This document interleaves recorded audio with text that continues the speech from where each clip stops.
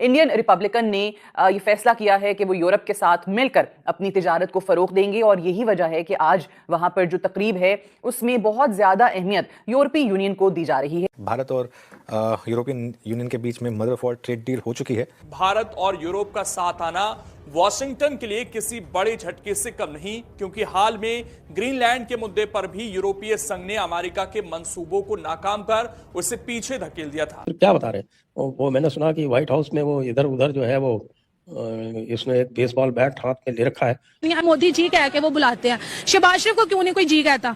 वो कितना अजीब सा लग रहा है शहबाज शरीफ जी, क्योंकि उनके साथ कभी जी किसी ने लगाया ही नहीं है। अपनी तलाशी वो लेते हैं कि भाई कि इन्होंने तो उनकी तो पैंटे तक उतार देते हैं, उनकी पैंटे उतार देते हैं और वो फिर चुप करके बैठे रहते हैं। एक्सपर्ट्स जो अपनी फील्ड के हैं वो उसको मदर ऑफ ऑल डील कह रहे हैं, तो आप इसकी सिग्निफिकेंस समझ सकती हैं। Partnership mother of all deals की बात की जा रही है।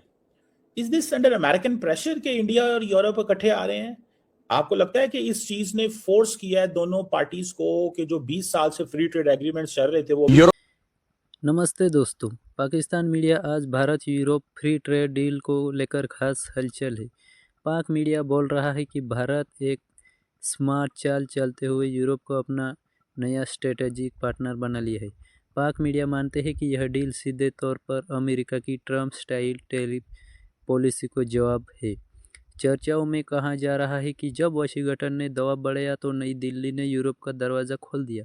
पाक मीडिया यह भी मान रहे हैं कि इस समझौते से भारत को बड़ा मार्केट, टेक्नोलॉजी और डिफेंस कोऑपरेशन मिलेगा, जबकि यूरोप को एशिया की तेज़ी से बढ़ती इकोनॉमी का फ़ायदा होगा। कुछ पाक विश्लेषक का कहना है कि यह डील साउथ एशिया में भारत की आर्थिक बढ़त को और मजबूत करेगा, जिसका असर पूरे रीजन पर पड़ेगी।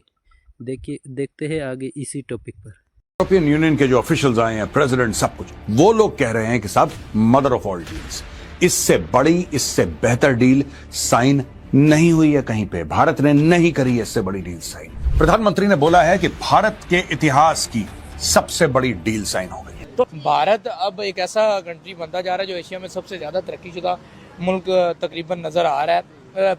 तरक्की की भी है उन्होंने, रशिया के साथ 100 ऑफ बिलियंस की डील्स। और यही वजह है कि इसने मजबूर कर दिया है इंडिया, और हो भी पाएगी या नहीं। देखें, इंडिया तरक्की की तरफ जा रहा है, डील्स तो होंगी, चाहे वो कनाडा के साथ है। बड़े ममालिक के साथ उसके ताल्लुकात खराब थे। चीन के साथ देख लें, उसके साथ उसने रिलेशन अच्छा किया है। फिर वो रशिया के साथ उसकी डील्स पे डील्स चलती जा रही हैं, तो इसी तरह कनाडा के साथ भी वो करेगा। हाँ, गलतफहमी ज़रूर थी कि कनाडा से खालिस्तान की तहरीक चलाई जाए। इसकी वजह यह कि कनाडा में बहुत ज़्यादा परसेंटेज है सिख बरादरी की, सिंग्स जो हैं वो ज़्यादा है। जाहिर सी बात, अगर कोई बात होगी तो वहाँ से भी होगी, लेकिन ये बहुत ही अच्छा इकदाम है सारे कंट्रीज़ के साथ मिलकर चलने का और उसके बाद अपनी तरक्की को देखने का। इंडिया उन्हें कोई फ़ायदा नहीं दे रहा, इंडिया अपनी तरक्की को देखते हुए सबके साथ डील्स कर रहा है। अब अगर वो यूरेनियम की डील्स कर रहा है अगले 10 साल के लिए, तो उसमें भी इंडिया का ही फ़ायदा है। वो अपने फ़ायदे को देख के चल रहा है। यही कंट्रीज़ होते हैं, जब वो कंट्रीज़ खुद मुख्तार हो जाते हैं ना, उनकी फॉरेन पॉलिसी खुद मुख्तार हो जाती है, तो वो फिर फैसले करते हैं और फिर तरक्की करते हैं। भारत अब एक ऐसा कंट्री बनता जा रहा है जो एशिया में सबसे ज़्यादा तरक्कीशुदा मुल्क तकरीबन नज़र आ रहा है। तरक्की की भी है उन्होंने, रशिया के साथ 100 ऑफ बिलियंस की डील्स उनकी, फिर चीन के साथ अच्छे मुआहदे उनके दरमियान में। अब कनाडा आ गया, तो कनाडा से भी वो जो जहाँ से वो उन्हें जो मिलता है वो ले रहे हैं, वो गेन कर रहे हैं।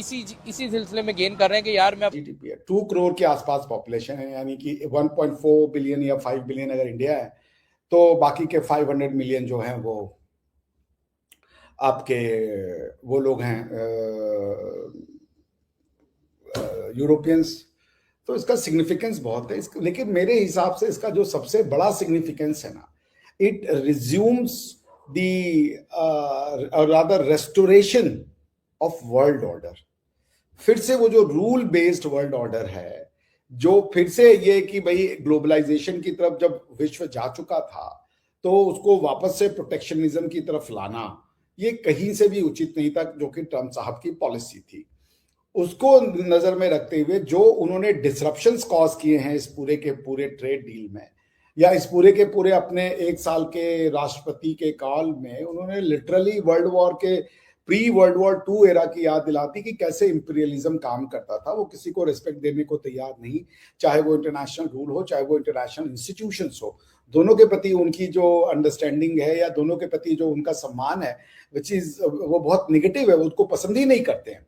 इसको देखते हुए ये जो ट्रेड डील हुई है यूरोपियन, बिकॉज यूरोप वेस्ट को रिप्रेजेंट करता है, तो ये जो वेस्ट और इंडिया मिले हैं, it's a very pleasant site. और चाइना के लिए भी ये एक बहुत बड़ा मैसेज है कि we can sign FTA with big countries. अगर आप एफटीए छोटी छोटी कंट्रीज से साइन करते हैं, विच इज वेलकमिंग, कोई कॉम्पिटिशन नहीं है।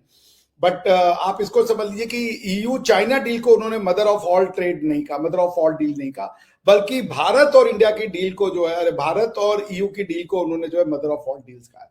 That's a lot of significance. तो मैं आपसे बस यही सूत्र क्या बता रहे हैं? वो मैंने सुना कि व्हाइट हाउस में वो इधर उधर जो है वो इसने एक बेसबॉल बैट हाथ में ले रखा है और वो उसको लेके और चारों तरफ घुमा रहा है। जो उसके बेसबॉल बैट के रेंज में आ जाता है वो टूट के बिखर जाता है। ऐसा क्यों कर रहा है वो? मैंने तो सुना उसने एक दो बात अपने सिर पे मार दिया, वो इतना फ्रस्ट्रेट हो गया। सर अब आप आज मैं आपको ट्रम्प बनाता हूँ अगले 2 मिनट के लिए। आप ट्रम्प फैन सर? ये मत करो साहब। नहीं, मैं आपको I don't want to be called insane. नहीं, आप नहीं हो सर। मैं आपको उसकी साइकोलॉजिकल कंडीशन में डाल रहा हूँ सर। बस आप बैट आप प्रोड्यूसर से मंगवा लीजिए सर। आप ट्रम्प है सर। आपने ईयू से डील की, बड़ा शोर मचाया, ईयू का डील हो गया, ये हो गया, एलएनजी इतने $1 बिलियन लगाएगा और 30% महंगी एलएनजी यूरोप को बेच रहे हो, वो सस्पेंड कर दी यूरोपियंस ने। आपने साउथ कोरिया से डील की, उसके बाद आप साउथ कोरिया गए, वहां भी सेलिब्रेट किया, उन्होंने भी स्टे लगा दिया। और आज अगर बचा था भारत, जिसको आप डरा रहे थे, और जापान ने जिसने मान लिया उसके प्राइम मिनिस्टर को रिजाइन करना पड़ गया। रिजाइन करना पड़ा। तो अब बताओ सर, आप क्या करोगे? आपके हाथ में बैठ के आपके हाथ में तो मशीन गन मिलेगी, तो आप पूरी दुनिया को भून डालोगे। तो ये हाल है उसका।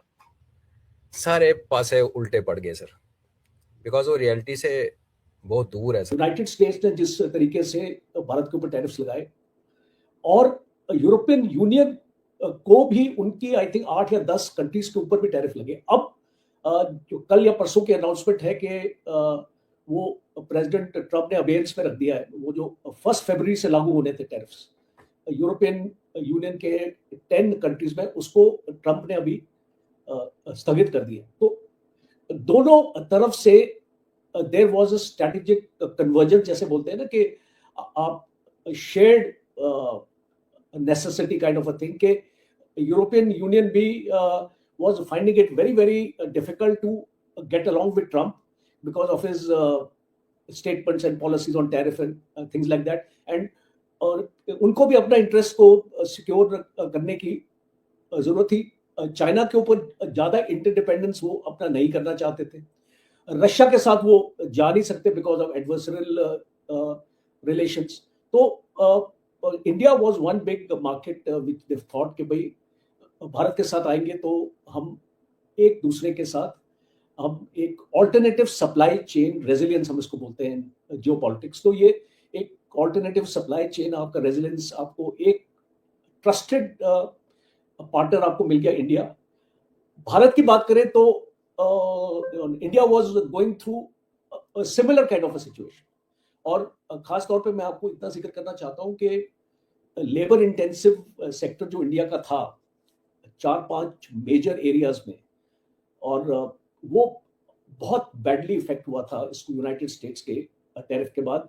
खास तौर पे मैं अगर गारमेंट और टेक्सटाइल्स की बात करूं, फार्मास्यूटिकल्स की बात करूं, जेम्स एंड ज्वेलरीज की बात करूं, और ये आपका लेदर इंडस्ट्री की बात करूं, तो खास तौर पे जो मेजर स्टेट्स इसमें इन्वॉल्व हैं, तमिलनाडु हो गया, गुजरात हो गया, आंध्र प्रदेश हो गया, और आपका केरला हो गया, इस टाइप के जो स्टेट्स इन्वॉल्व थे, तमिलनाडु वगैरह। तो बहुत इम्पैक्ट हुआ हमारी जो इसकी इंडस्ट्री के ऊपर। और आप जानते हैं कि एक डेमोक्रेसी में अब भारत एक काम करेगा कि India will start buying oil and LNG from Canada also. देखिए, जितने भी ट्रंप के सताए हुए हैं, जितने भी लोग ट्रंप से परेशान हैं, वो सब मिलेंगे। इनका और यूएस का इतना अच्छा रिश्ता था, इतना क्लोज रिश्ता था दोस्तों, कि कहते थे कि 80-90%, 70-80-90% सारा माल जो बना सीधा यूएस। ट्रंप की जो जारहाना पॉलिसियां हैं और उसके अल्फाजों में जो यू टर्न है, उसके पॉलिसीज़ के अंदर जो यू टर्न है, उसने अमेरिकन सोसाइटी को बहुत मायूसी की है। मौजूदा जो सर्वे है उसमें अमेरिका में रहने वाले 33% लोगों की जो वेल्दी और रिचेस्ट हैं, बिलियनर हैं, उनकी ये राय है कि अमेरिका को छोड़ा जाए। फ्री ट्रेड एग्रीमेंट में यूरोप, जो कि ऑब्वियसली ग्रीनलैंड की वजह से भी बहुत ज्यादा दबाव का शिकार है, और साथ उनकी जो टैरिफ पॉलिसी है प्रेसिडेंट ट्रंप की, वो यूरोपीय इंडस्ट्री को बहुत ज्यादा मुतासिर कर रही हैं। और इंडिया के साथ ये डील हो जाने का मकसद ये है कि एशिया की तीसरी बड़ी एक मईशत के साथ उनको बाकायदा तौर पे फ्री ट्रेड मिल जाती है। लिबरलाइजेशन उन्होंने की है, और इंडिया की यूथ की तो लॉटरी है ये वर्कर मोबिलिटी जो एग्रीमेंट है, जो professional students and all that. अब होता क्या है, जब ईयू में इस तरह की चीज होती है ना, तो तमाम यूनिवर्सिटियों को पता चल गया, तमाम कारोबारी लोगों को पता चल गया। अब उन्होंने अमेरिकन ने इनके H1B को इन पे टाइट किया, जरा उन्होंने H1B पे टाइट किया जरा, तो अब ये, लेकिन मैं आपको बात बताऊं, Indians will still love to go to the United States as compared to the Europe, knowing कि America is a different place. उसकी वजह ये है, for all the people who travel to Europe, they had to go through और process उनको गुजरना पड़ता है, इससे जो है लैंग्वेज के प्रोसेस से गुजरना पड़ता है, तो थोड़ा सा मुश्किल होता है, और फिर हर मुल्क की लैंग्वेज अलग, और वो सारी चीज़ें, ठीक है। बहरहाल ये एक this is something big by the way, ये वो कोई मजाक नहीं है इस सेंस में। और अब देखें कि जो दैट्स समथिंग वो समझ रहे हैं नेसेसरी है। अच्छा, अब देखें जो ग्लोबल ट्रेड टेंशंस हैं पहले ही बढ़ी हुई हैं, ठीक है, ग्लोबल ट्रेड टेंशंस पहले ही बढ़ी हुई हैं ट्रम्प साहब की वजह से। ये जो 20 साल लग गए हैं ट्रेड डील को, अब इंडियंस अपने इसमें एग्रीकल्चर इंटरेस्ट को रखना चाहते थे, ठीक है जी, इसको जो 2 बिलियन लोगों के लिए मदद, और सर फिर भी इसमें डिफेंस एग्रीमेंट भी शामिल है, देखें वो भी, और थोड़ा सा वो जिसे कहते हैं ना, एक इम्पोर्टेंट है, डिफेंस एग्रीमेंट भी शामिल है। डिफेंस एग्रीमेंट में ज़रा फिर असल में तो this is all about cyber security, movement and all that. Europeans कहते हैं कि अगर हम ये डील कर लें तो तकरीबन 4 बिलियन यूरो जो है उसका यूरोप को नुकसान होगा इन टर्म्स ऑफ उसकी जो ड्यूटीज पे, लेकिन उसका जो वॉल्यूम है, क्योंकि इस वक्त में है 15 बिलियन डॉलर का जो है ना वो इंडिया ट्रेड सरप्लस में है, तो इस चीज़ को वो देख रहे हैं। अब उर्सुला ने जब इसको मदर ऑफ ऑल डील कहा है, ठीक है जी, और एक नया चैप्टर है, और वो EU council president Antonio Costa भी वहाँ पे मौजूद हैं, काजा कलास भी फॉरेन पॉलिसी चीफ वहाँ पे मौजूद हैं, तो that's something significant. Agri food export जिसमें बीफ, चिकन, राइस और शुगर है, उसमें थोड़े से सारे के सारे वो हैं। उसकी वजह ये है कि आपको पता है कि जो किसान है ना, किसान अराउंड द वर्ल्ड हमेशा अंडर प्रेशर ही होता है, और पैसा कमा जाता है मिडल मैन, जिसकी वजह से everybody wants to protect the kisan, the farmer. This happened in India, this is happening in Europe and USA, कि जो ग्रोअर होता है उसको वो पैसा नहीं मिलता, and the grower doesn't have the capacity to save the product and keep it for a longer period and sell it. उसको फिर वो करना पड़ता है, सारा सुनने पड़ती है। सो किसान के हवाले से they are all very serious. अब ये जो नया सिक्योरिटी एंड डिफेंस पार्टनरशिप है, अब इंडिया जो है वो यूरोपियन डिफेंस इनिशिएटिव्स में सपोर्ट करे। असल में होना क्या है, maritime security, non proliferation of disarmament, space, cyber, hybrid threats, counter terrorism, they are all like इस तरह की चीज़ें हैं जो होनी है। और मुझे ये लगता है कि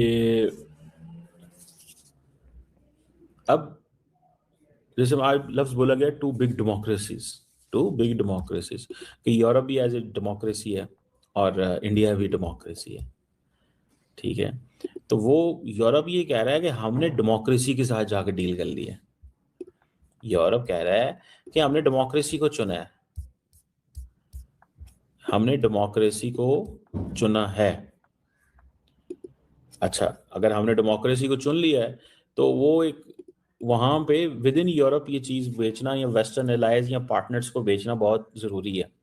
यू कांट से कि जी हमने जो है वो किसी और को चुन लिया है जो कि अथॉरिटेरियन गवर्नमेंट है, चाइना ये वो। सो बहरहाल अब ये सुनने में आया कि जो यूरोपियन पार्लियामेंट है ये इम्प्लीमेंट करेगी डील, जो कि जी लेजिस्लेशन आएगी कि जी अब सारी बात है, इन्होंने तमाम ने ये जो डिस्कशंस की हैं इन्होंने अपने उसको किया हुआ है, पहले डिस्कशन घर में हुई है, ठीक है। सो यूरोपियन यूनियन जो है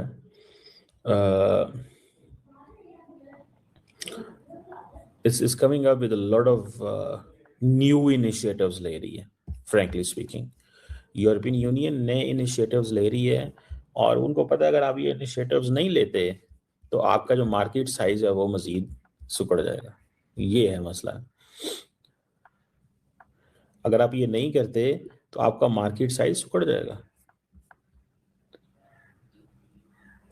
सो वो मार्केट तो ऑलरेडी कम पर छोटी पड़ी हुई है, मार्केट तो ऑलरेडी छोटी पड़ गई है, क्योंकि देखें जब अमेरिका जैसा मुल्क आपके लिए अवेलेबल नहीं है तो फिर आप बताएं, जब वो आपके लिए अवेलेबल नहीं है तो फिर क्या। अब जो यूरोपियन यूनियन है और इंडिया जो है उन्होंने जब ये किया, मैंने बताया वो 4 बिलियन यूरो 5 अरब डॉलर का वो होगा। 96-97% जो EU एक्सपोर्ट्स हैं वो अब ड्यूटी फ्री हैं। सुनने में आया कि अब यूरोपियन यूनियन की सारी प्रोडक्ट्स जो हैं वो डबल हो जाएंगी, एक्सपोर्ट डबल हो जाएगी बाय 2032। कार्ड्स के ऊपर ड्यूटीज जो थी 110% थी, 10% रह जाएंगी। और जो टैरिफ्स हैं उन कार के पार्ट्स के ऊपर वो भी ख़त्म हो जाएंगे 5 सालों में। मशीनरी, केमिकल्स, ठीक है जी। इंडियन ड्यूटीज़ जो हैं वो वाइन के ऊपर या वो 150% थी, वो 75% रह जाएंगी, क्योंकि इंडिया की अपनी अल्कोहल इंडस्ट्री काफ़ी बड़ी है। तो उनको इस चीज़ का भी है कि अगर हमने ये जो 150% टैरिफ लगाया हुआ था ताकि सिर्फ अमीर लोग पीते थे ये जो अल्कोहल है उधर जो यूरोपियन इम्पोर्टेड एंड अमेरिकन आती थी, अब उसको उन्होंने 75% कर दिया, which is like again very high by the way. और ये जाएगी 20% पे जाएगी। तो इट मीन्स कि इंडियन जो मैन्युफैक्चरर है या ग्रोअर है या प्रोड्यूसर है वाइन का, उसके लिए भी मसला ये बनना है कि उसने कॉम्पीट करना है। और ऑलिव ऑयल के ऊपर जो टैरिफ्स हैं वो 0 पे चले जाएंगे। जो प्रोसेस्ड फूड है उसके ऊपर जो लेवीज वगैरह हैं या वो भी रिमूव हो जाएंगी। अब देखें, अच्छा EU ने एक और चीज़ भी इंडिया से करवा ली है कि ये सारे EU स्टैंडर्ड्स को मीट करेंगे जितने भी मैन्युफैक्चरर हैं, सेफ्टी स्टैंडर्ड्स को। और फिर वो ये होता है कि वो आके देखते हैं कि इंडिया की कंपनीज जो हैं वो क्या कर रही हैं और हमें क्या बेच रही हैं। उसमें ये climate action, environmental protection, labour rights, women empowerment, ये 4 चीज़ें देखते हैं वो यूरोपियंस। जो ये जाके वहाँ पे भी देखते थे यार, क्या से बोलते हैं, बांग्लादेश में, पाकिस्तान में भी आके देखते हैं। ये मुझे याद है हमारे बहुत सारे जो मैन्युफैक्चरर सियालकोट, लाहौर, कराची, इधर उधर हैं, वो ये करते हैं, वहाँ पे उनको वहाँ आते थे। अब दिल्ली और यूरोप जो है या क्या नाम है, बेल्जियम, ब्रसल्स जो है, वो एक नया EU India climate cooperation platform 2026 में करने जा रहे हैं। यूरोप इनको $500 मिलियन देगा, इंडिया को फंड करेगा 2 सालों के लिए, ताकि इंडिया की जो एमिशंस हैं वो कम हो और इनका जो सस्टेनेबल इंडस्ट्रियल ट्रांसफॉर्मेशन हो। तो बेसिकली तो वो समझते हैं, इंडियंस को पता है ये करना ही करना है, आज नहीं तो कल करना ही करना है। 500 मिलियन यूरो दे रहे हैं कि आप अपनी इंडस्ट्रियल ट्रांसफॉर्मेशन कर लें। $5 मिलियन यूरो दे रहे हैं, वो $1 बिलियन 700 यानी कि $800 मिलियन के करीब दे रहे हैं कि आप ये ट्रांसफॉर्मेशन कर लें। वो ट्रांसफॉर्मेशन हो जानी है, टाइम लगेगा थोड़ा, वो कर लेंगे तो they are going to beneficiary होंगे। कल को भी दुनिया की वो जब होता है तो उसमें they can be in a better position.